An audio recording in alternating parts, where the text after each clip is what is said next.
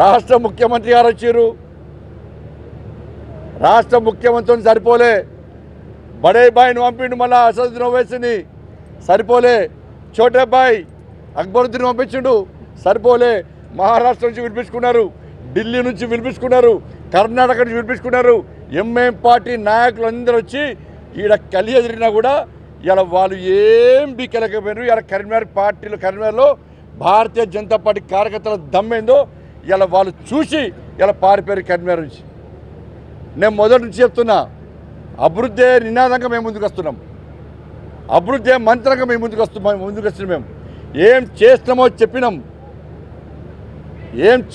చెప్పినాం, ఆ విశ్వాసం ప్రజలకు వచ్చింది. వాళ్ళ మాకు అభివృద్ధి కావాలి, సమస్యలతో తల్లడిల్లుతున్నాం.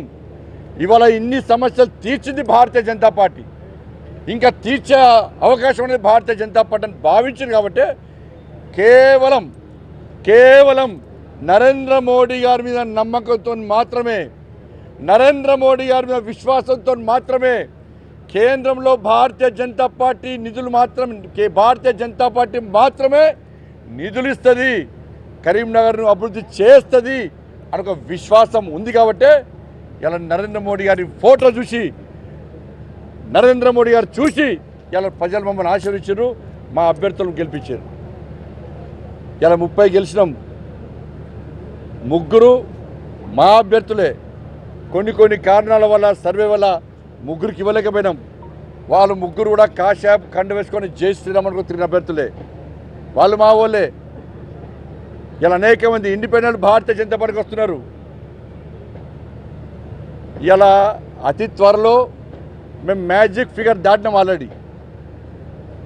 అతి త్వరలో ఈ కరీంనగర్లో ఎవ్వరు ఊహించని విధంగా భారతీయ జనతా పార్టీ జలకివ్వబోతున్నది. వాళ్ళందరూ కూడా ఇతర పార్టీలో గెలిచిన అభ్యర్థులు కూడా సార్ మాకు అభివృద్ధి కావాలి. నేను వాళ్ళు కూడా అదే చెప్పిన, చాలామంది ఫోన్ చేస్తున్నారు, మాకు సహకరిస్తామంటున్నారు. నేను క్లియర్గా చెప్పినాం, ఇప్పటి నుంచి రాజకీయాలు మాట్లాడడం, మేము కరీంనగర్ కార్పొరేషన్ అభివృద్ధి కావాలి, ప్రజల అభివృద్ధి గురించి మాత్రమే మాట్లాడతాం. మా సునీల్ రావు గారికి చాలామంది వారిద్దం మేయర్ కాబట్టి, ఈ కరీంనగర్ అభివృద్ధి చేసినటువంటి వ్యక్తి కాబట్టి, కరీంనగర్ మీ అభివృద్ధి మీద అవగాహన వ్యక్తి కాబట్టి, నిధుల విషయంలో అవగాహన వ్యక్తి కాబట్టి, ఇవాళ చాలామంది వారికి ఫోన్ చేసి మేము తప్పకుండా బీజేపీలోకి వస్తాం, బీజేపీకి మద్దతు ఇస్తామని చెప్పన్నారు. ఎక్కడ ఆగం, పక్కా మద్దతు తీసుకుంటాం. ఇవాళ అందరం కలిసి ఈ కరీంనగర్ను అభివృద్ధి చేయడమే లక్ష్యంగా మేము ముందుకు పోతాం. ఇలా ఎంఐఎం పార్టీ మతం పేరుతో మానవహోమం సృష్టించే ప్రయత్నం చేసింది ఎంఐఎం పార్టీ, కాంగ్రెస్ పార్టీ కలిసి. బీఆర్ఎస్ పార్టీ ఎంఐఎం పార్టీ మెప్పు కోసం ప్రయత్నం చేసింది. నేను మొన్న చెప్పిన, కరీంనగర్లో ఎంఐఎం పార్టీ కాంగ్రెస్ పార్టీతో సంసారం చేస్తుంది, బీఆర్ఎస్ పార్టీకి కన్ను కొడుతున్నది. ఇది ఎంఐఎం పార్టీ యొక్క విధానం. కరీంనగర్లో 7 సీట్లున్న ఎంఐఎం పార్టీని కరీంనగర్ ప్రజలు భారతీయ జనతా పార్టీ 3 సీట్లకు పరిమితం చేసింది, కేవలం 3 సీట్లకే పరిమితం చేసింది. ఎంఐఎం పార్టీ ఆఫీస్ ఏరియాలో కూడా ఇలా నా జాగా, నా అడ్డానుకున్న ఎంఐఎం పార్టీ ఆఫీస్ ఏరియాలో కూడా ఇలా కాషాయపు జెండాను రెప్పరెప్పాల్సిన కార్యకర్తలు భారతీయ జనతా పార్టీ కార్యకర్తలు కాదు.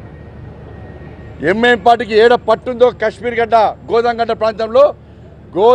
ప్రాంతంలో ఇలా నా భారతీయ జనతా పార్టీ కార్యకర్తలు అనేక సందర్భాల్లో ఎంఐఎం పార్టీలు ఇబ్బంది పెడితే ఇలా భారతీయ జనతా పార్టీ కార్యకర్త ఇక్కడ భయపడలే. అదే ప్రాంతంలో ఇవాళ భారతీయ జనతా పార్టీ కార్యకర్తలు పోటీ ఇచ్చడం, ఇదే సునీల్ రావు గారి నేతృత్వంలో అక్కడ కాశ్యాప్ జెండా ఎగిరిన పార్టీ భారతీయ జనతా పార్టీ. కాబట్టి భయపడే పార్టీ కాదు. ఒక్కసారి అడ్డంకులు వస్తాయి, అవరోధాలు వస్తాయి, ఇబ్బంది పెట్టే ప్రయత్నం చేస్తారు. లాటరీతో కొట్టిర్రు, అరెస్టు చేసిర్రు, షాపుల మీద దాడులు చేసిర్రు, వ్యాపారాలు బంద్ చేసిర్రు. కానీ ఏ భారతీయ జనతా పార్టీ కార్యకర్త కాశ్యాప్ జెండాను నిలబెట్టి పోలే. ఇప్పుడు కాదు, ఎప్పటికైనా నా మోడీ రాజ్యం వస్తుంది, నా మోడీ ప్రభుత్వం వస్తుంది, నా మోడీ ఆశ నెరవేర్చాలి.